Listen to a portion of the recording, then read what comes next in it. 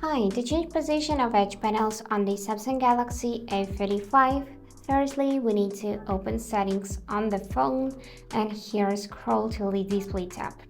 Now after that scroll a bit more and you'll find this tab edge panels. So first of all make sure that it is enabled so the switcher is blue, and now we can tap on this panel itself. After that go in handle and here we'll see position. So we can choose whether we want to see it on the left side of the phone or on the right. So mine is on the right now, so let's switch to the left side. For that I'm gonna tap left, and now edge panel will be on the left side of my display. Also we can lock this handle position by tapping on the switcher. And after that we can of course customize style.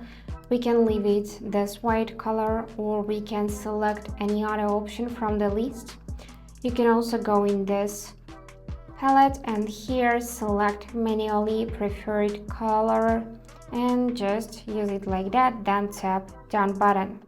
After that you can adjust transparency by dragging the slider left to make it more visible, just take a look here, or right to make it almost invisible. And we can choose size, so we can make it smaller or larger like that. This is the largest option. And also we can make it thin or just normal or thick like that. And we can enable this feature vibrate when handle is touched.